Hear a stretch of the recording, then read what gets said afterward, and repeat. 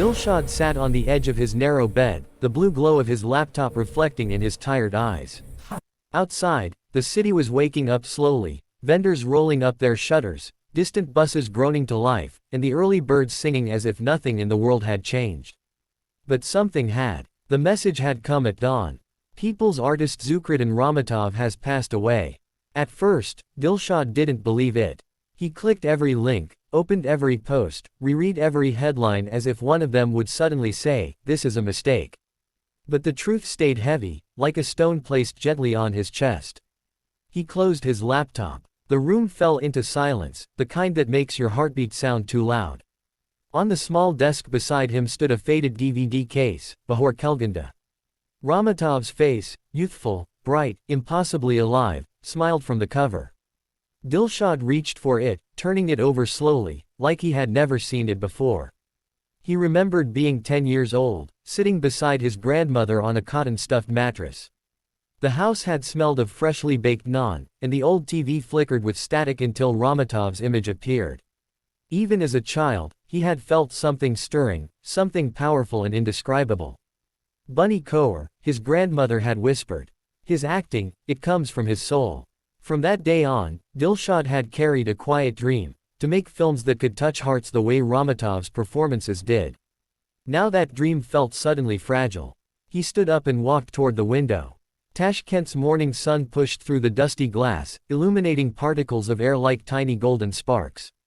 "I wasn't ready to lose you," he whispered without realizing it. But grief wasn't the only feeling inside him. There was something else, something warm, smoldering, refusing to die down. A fire Ramatov himself had lit years ago. Dilshad straightened his shoulders. He knew he couldn't sit still. He needed to go to the funeral. He needed to say goodbye. He needed to see, one last time, the man whose art had shaped the course of his entire life. He grabbed his jacket, wiped his eyes with his sleeve, and stepped out into the world, a world that suddenly felt dimmer, yet filled with a light that refused to go out. The funeral hall stood like a silent fortress, its wide doors open to the sea of people flowing inside. The air carried a mixture of white roses, cold marble, and the quiet ache of thousands of hearts beating with the same sorrow. Even from outside, Dilshad could hear the low murmur of voices, respectful, trembling, full of disbelief that such a towering figure was now gone. He stepped through the entrance and felt an immediate shift, as if the building itself were holding its breath. Inside, portraits of Zukridin Ramatov lined the walls, him in his youth, with the fierce eyes of a dreamer, him in his middle years, carrying the weight and wisdom of countless roles, him in his final era, still dignified, still glowing with the unmistakable warmth that had captivated generations. People moved slowly, almost reverently. Some held flowers pressed close to their chests. Some wiped tears before they even reached the coffin. And others simply stood frozen, unable to believe that the man who had seemed so immortal on screen could be lying still, silent. Dilshad's throat tightened. A group of elderly artists gathered near the front, whispering memories to each other, tales of rehearsals, tours, laughter in backstage rooms, moments that would now only live in stories. One of them, a woman with silver hair and a voice cracked from age and emotion, whispered, "He carried the heart of Uzbekistan in his voice."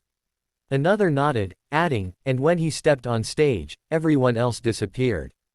Dilshad felt like an intruder among giants. These were people who had lived with Ramatov's brilliance up close.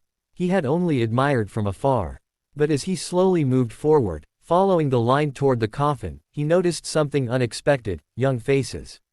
Many of them, actors in their 20s and 30s, filmmakers, students, stage amateurs. They stood shoulder to shoulder with elders, their grief just as raw.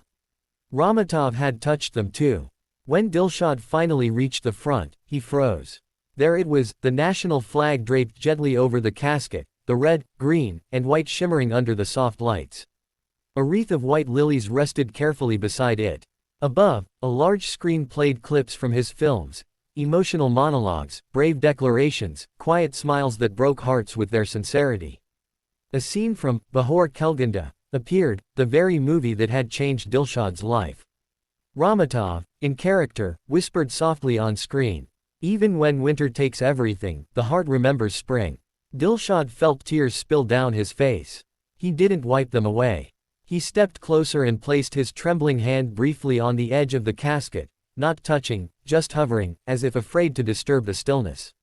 "I owe you everything," he murmured under his breath. "Everything." As he stepped back, unsure what to do next, an elderly man approached him. His walk was slow, deliberate. His eyes, though tired, seemed to hold decades of unspoken stories. "You're Dilshad, aren't you?" the man asked quietly. Dilshad blinked in confusion. "Yes, but how did you?" The man rested a gentle hand on his shoulder. "Zukridin told me about you. About your dreams. About your passion." Dilshad's breath caught. His world seemed to tilt. "He believed in you," the man continued softly. "He said your fire reminded him of himself, long ago." Dilshad felt the ground beneath him shift, grief mixing with shock, pain blending with a sudden, overwhelming sense of responsibility. Someone like Ramatov noticing him, believing in him, it felt unreal. The elderly man nodded toward the coffin. "Don't let his light fade, son. Let it burn through you." Dilshad swallowed hard. He had come to say goodbye. But now, he realized, he had also come to receive something, a torch, passed silently from one generation to the next. And in the middle of all the tears, the flowers, the songs of mourning, a new purpose began burning in Dilshad's heart. Dilshad stepped out of the funeral hall and into the crisp afternoon air, but the world outside felt strangely muted, as if the city had lowered its voice in respect. The crowd behind him continued to move in waves, people entering and leaving with the same quiet heaviness, like a heart beating in slow, mournful rhythm. He clutched the leather notebook the elderly man had given him. It felt heavier than it looked, as if the entire weight of Ramatov's legacy rested inside. He didn't open it yet. He was almost afraid to. Instead, he walked aimlessly through the park beside the hall, the same park where artists, students, and families often gathered on bright days. But today, even the pigeons seemed subdued, their wings beating gently instead of their usual excited flutters. Dilshad found an empty bench and sat down. For a moment, he simply stared at his hands, still trembling slightly. He replayed the funeral in his mind, the tributes, the faces streaked with tears, the national flag over the coffin, the lines of Ramatov's film echoing again and again. But what echoed the loudest was the elderly man's voice. "He believed in you." Dilshad inhaled shakily. No one had ever said that to him before. Not with such certainty. Not with such meaning. When he finally gathered enough courage, he opened the notebook. The first page contained Ramatov's handwriting, bold, firm, unmistakably his. "Art is not talent. Art is responsibility." Dilshad's chest tightened. He flipped the pages slowly, discovering a treasure trove of thoughts. Rough sketches for roles never performed. Dialogue fragments filled with raw emotion. Reflections about the state of Uzbek cinema. Notes on authenticity, truth, and vulnerability. Personal messages to young artists he hoped to mentor one day. Every page felt alive. Some had ink smudges, as if Ramatov had paused mid-thought. Some had lines crossed out stubbornly. Some had short, perfect sentences that struck straight into the soul. Then he reached a page near the middle, one with a short paragraph that looked different. It began with a name. Dilshad. His breath hitched. He read every word slowly, carefully, afraid to blink. "I saw something in you, that hunger, that spark. Don't let the world tame it. If you lose your fire, you lose your voice. And Uzbekistan needs voices that dare to burn." Dilshad felt his eyes sting again. Ramatov had written this. For him. Not in passing, not casually, but with intention. He closed the notebook gently, pressing his palm against the cover as if sealing a promise. The late afternoon sun began dipping behind the trees, painting the sky in shades of amber and gold, colors that looked like Ramatov's warmth, his presence, his light. Dilshad stood up slowly. Everything inside him felt different now. Grief still sat heavy in his chest, but beneath it, stronger than before, something else thrived, a determination that felt almost sacred. He walked out of the park with steady steps. He wasn't just a young filmmaker anymore.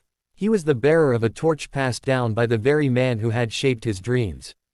And as he disappeared into the dusk, the city's evening lights flickered on, tiny glowing reminders that even when darkness comes, light always finds a way to remain. Dilshad spent the rest of the evening wandering through the city as if rediscovering it through someone else's eyes, through Ramatov's eyes. Every street felt like a memory. Every corner held a possible story. Every passerby looked like a character waiting to be brought to life. But beneath that strange inspiration was something deeper, a quiet fear. Could he really carry a legacy like that? By the time he reached his small apartment, night had already settled over Tashkent. The city glowed with scattered lights, windows lit from within, passing cars slicing through the darkness, and the faint golden shimmer of tea houses still open.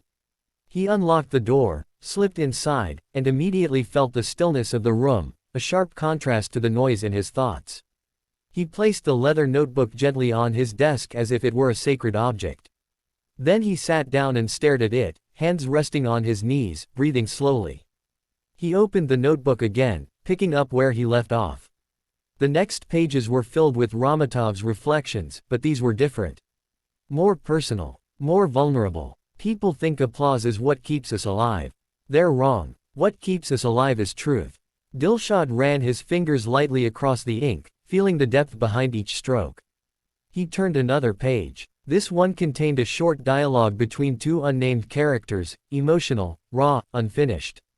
Then another page, a monologue about loss, written so powerfully that Dilshad felt goosebumps rise across his arms. He began reading aloud, softly. When a great light dies, the world becomes darker. But only for a moment. Because the light we lose becomes the light we carry. His voice cracked by the final line. He shut the notebook, pressing it to his chest. "I'm not ready," he whispered. His phone buzzed, breaking the silence. It was a message from Kamola, his closest friend and a cinematography student. They had made dozens of short films together, rough, experimental, sometimes terrible, but always full of heart. Her message was simple. "I saw the news. Are you okay?" He stared at the screen for a long moment before typing back.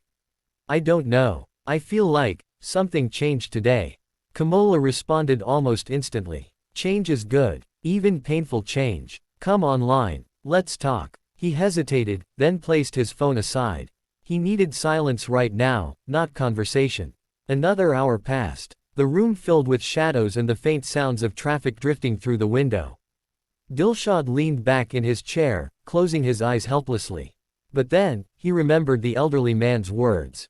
"Don't let his light fade, son." The sentence struck him like a spark. He sat up straighter. He pulled his laptop closer. He opened a blank document. For a moment, the screen glared back at him, empty, expectant. His fingers hovered above the keyboard. He thought of Ramatov, his passion, his truth, his unspoken message to him, "Don't lose your fire." And suddenly, something inside him clicked. Dilshad began typing, slowly at first, then faster, then with a rhythm and intensity he had never felt before. Scenes unfolded, lines of dialogue poured out.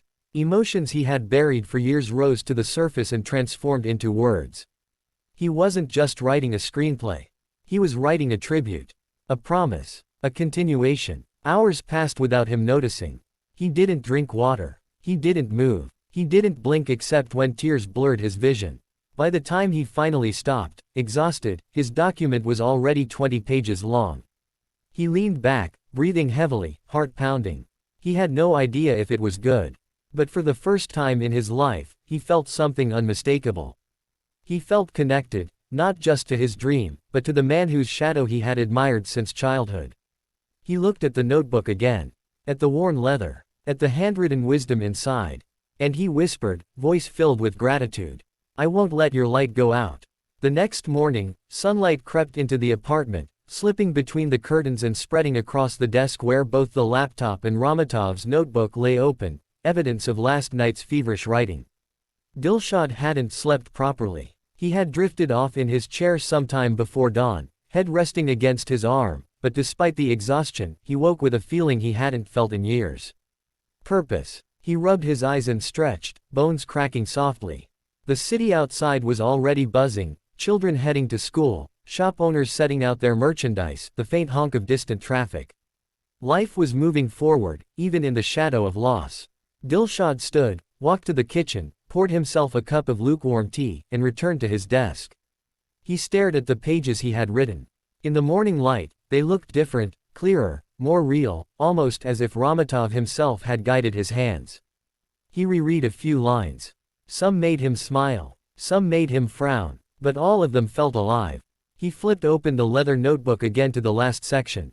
There was one more passage he hadn't seen last night, written in slightly shakier handwriting, as if Ramatov had penned it late at night when tired but still burning with ideas. Legacy isn't what you leave behind. Legacy is who rises because of you. Dilshad exhaled, deeply. He realized that his grief was evolving. It no longer felt like a weight crushing his chest. It felt like a hand on his back, pushing him gently forward. A soft knock at the door interrupted his thoughts. He blinked in surprise. No one ever visited him this early. Opening the door, he found Kamola. Standing there, her hair tied loosely, a camera bag over her shoulder. Her eyes were tired but warm, filled with the kind of concern only true friends carried. "I figured you wouldn't answer your phone," she said with a small, knowing smile. Dilshad stepped aside. "Come in." She entered, looking around the room. Her gaze immediately fell on the notebook and the laptop screen still showing the partially written script. "You started something," she observed, walking closer. I think so," he replied softly. Kamola studied the pages. "Is it about him?" Dilshad nodded, unable to speak. Her expression softened. "You should finish it. And when you're ready, we'll film it." He stared at her, surprised. Of course we," she replied firmly. "He inspired you. And you inspire me. That's how these things work." For a moment, Dilshad felt his throat tighten. He wasn't alone in this. He had support. He had someone who understood. Kamola placed a gentle hand on his shoulder. "He would have wanted you to keep creating." Dilshad looked back at the notebook, its pages shimmering in the sunlight. "Then I will," he said quietly. Days turned into weeks. The script grew. Scenes sharpened. Emotions deepened. Kamola provided input, encouragement, and sometimes tough criticism. Together, they worked late into nights, fueled by tea, passion, and the quiet echo of Ramatov's words. And when the final page was written, when the story felt complete, honest, and worthy, Dilshad held the printed script in both hands, trembling slightly. "This is for him," he whispered. Months later, at a small industry showcase event in Tashkent, Dilshad stood nervously backstage as his short film began to play on the big screen for the first time. Kamola squeezed his shoulder reassuringly. On-screen, Ramatov's voice, preserved from old interviews and clips, intertwined with the story Dilshad had written, blending past and present, memory and new beginnings. When the credits rolled, the room fell silent. Then applause began, soft at first, then louder, then rising in a wave that washed over him like light. People stood. Some wiped tears. Some whispered Ramatov's name. And in that moment, Dilshad felt something he would never forget. Ramatov's light hadn't faded. It had simply transformed, passing through him, through Kamola, through every person who had been touched by his art. Uzbekistan still glowed, not because a star had died, but because its fire lived on in every heart willing to carry it forward. Dilshad closed his eyes, feeling the warmth of applause, the weight of legacy, and the unmistakable truth. This was only the beginning.